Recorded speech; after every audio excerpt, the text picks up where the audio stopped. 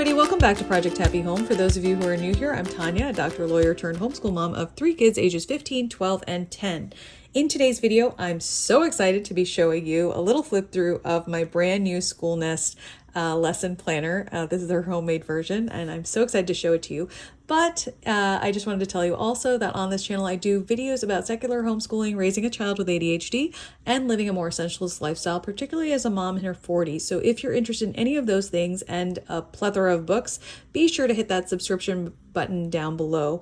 I have over 400 videos on this channel organized by topic area as well as subjects and grade levels. So have fun, dig in, there's a lot there. In today's video, I'm so excited because we are going to be going through a little flip through of the new Schoolnest homeschool lesson planner. This is the minimalist sage nature cover version.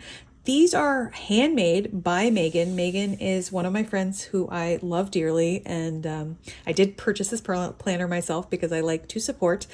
I've purchased a bunch of planners from her because I think she makes beautiful, beautiful products. And I love supporting my friends. So if you wanted to support another homeschool mom, by the way, this is a great way to do it. You can buy Megan's planners on Amazon as well, and she has just released new covers, etc.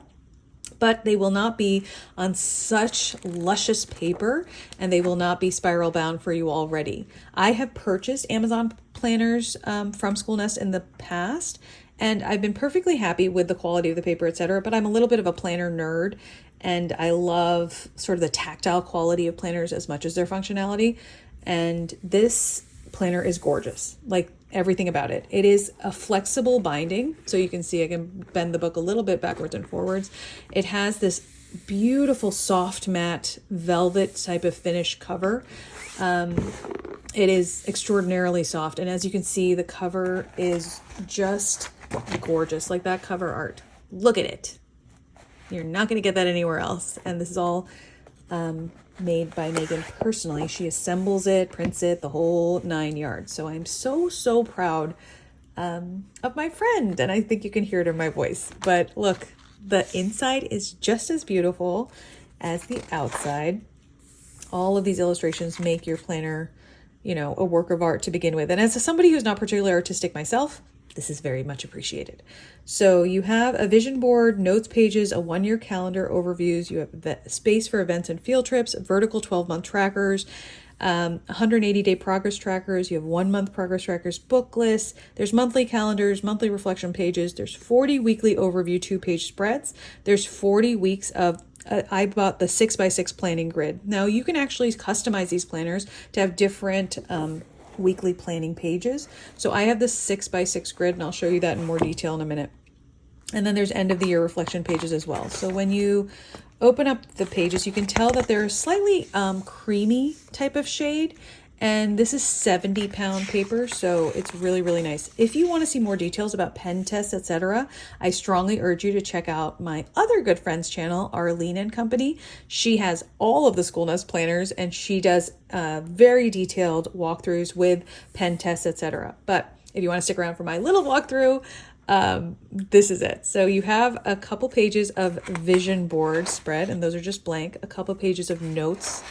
So 4 pages of notes here. You have 2 spreads of calendars. They are unmarked, so you can make them whatever you want. You can make them child specific. You could make them topic specific. There's an events page and a field trip page. What I have done in the past for this spread, by the way, is I put in a little sticker paper that's just blank because I don't like the grid here. So that's another option for you if you want to take out the grid. Then there's 2 tracker pages, and these are monthly. So you'll see that each page has space for each month, like 12, but you could start them anywhere you wanted. So if you start school in August, for example, this could be August, etc. If you start school in September, that could be September. So that's a nice little undated feature there. Then you have progress trackers. These are 180 square progress trackers. So if you have curricula over 180 days or 180 lessons, you can use it that way. And then you have a couple progress trackers that are blank. So if you wanted to mark out lessons, for example, if something has like 20 or 30 lessons, you could literally draw another line and divide these into smaller sections and have like one curricula right here and another curricula right here, etc. So you can use these however you like. Then there's these progress trackers, which are monthly. So you'll notice that they have space for 1 through 31. Then there's book list pages. I have split these up in the past into different children. So I'll have one child here and one child here. I'll have one column for their own reading that they're just doing for fun, another column for what we're doing for actual curricula or class, another page for maybe together book lists, like our group read alouds, etc. So there's 6 pages of those, plenty. And then you have the monthly calendars. The monthly calendars are all stacked at the front. So you'll have an area for notes. You'll have an undated monthly calendar. You'll notice right here, if you zoom in, that you have a bigger box here to put the date. And it's just an ungridded box. Then you have a plan and reflect page. In very subtle column here, you have 1 through 31. So if you wanted to write down plans for each day, you could. If you wanted to reflect and just have a 1-line summary of the day or something, you could do that. Or you could just lay a line of washi right there and get rid of that. So I appreciate how useful it is, but also how easy it is to get rid of if you wanted to. And then you go into the next page. And so you have 12 of these plan and reflect pages.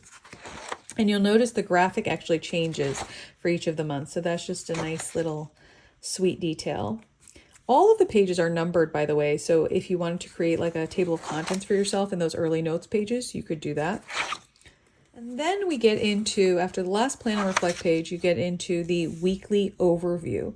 The weekly overview pages, there's 40 of these, as we mentioned. You have this little column or grid of 7 boxes, so you could make them by day. I've actually used these in the past to split them up by topic area, so like poetry, art, connections, play, etc., or what we've watched, what we've heard, what we've made. And then I just write down for the week kind of what we've done in each of those categories. You'll notice right along the bottom there is a ticker for what week of your school year you're in. So you can mark this is the first week of school, this is the 20th week of school, etc. There's a blank page here, but you have a little tracker box here as well with 1, 2, 3, 4, 5, 6 spaces for tracking. You could track things like if you do poetry tea time, you could track things like watching CNN 10, etc., going for a hike, and whatever you wanted to do for those school days. Then you have the 6x6 grid, and as I mentioned, there is an option for different types of layouts. This is just the one that I like best. You could put the days of the week across the top or along the side. You could put different children for different columns, different curricula, math, science, etc. You also have an area to mark what month of the school year you're in, as well as what days of the week you are talking about right now, and marking out the year. So if you buy this planner and you decide not to use it this year, you can change it. If you have some of your year in 2025 and some of it in 2026, that is all accounted for here. So it's really lovely.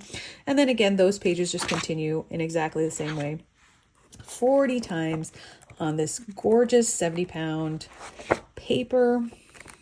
Everything flips really easily and nicely. The spiral doesn't stick at all. And if you are a planner person like me, you know that some spirals do, and it's really, really irritating.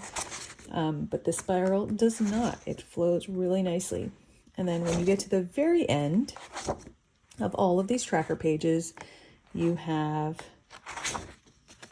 4 reflection pages. So they're just blank pages. They say reflect on the year at the top. I use these pages for reflecting on the year, but also for planning for the year ahead.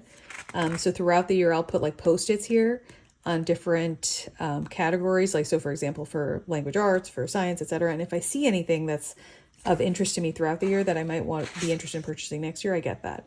And then there's a blank page at the very end, and then a beautiful page to remind you how to get your new planners. So I'm so proud of Megan. I really encourage you to go check out her website, send her an encouraging message. It's beautiful to see a friend's dream like really come to life like this. And I know it's taken so much hard work on her part. And yeah, I'm just so proud of her. So I hope you check out her planners, both online on her website, which I will link in the description box down below, as well as on Amazon, because honestly, the binding for those Amazon planners has held up really well. The paper has been fine for me. You can spiral bind them yourself if you're interested in that. There's something so magical about having a handmade planner on incredibly high quality paper that you can save as a memento of your year. I do reverse planning in my lesson planners, so it's actually a memory book of my whole year. And if you wanted to see more about reverse planning, be sure to check out my planning playlist down below. Again, Thank you so much, you guys, for spending some of your time with me. I do realize that it's valuable and I appreciate it. And as always, I wish you the very best day.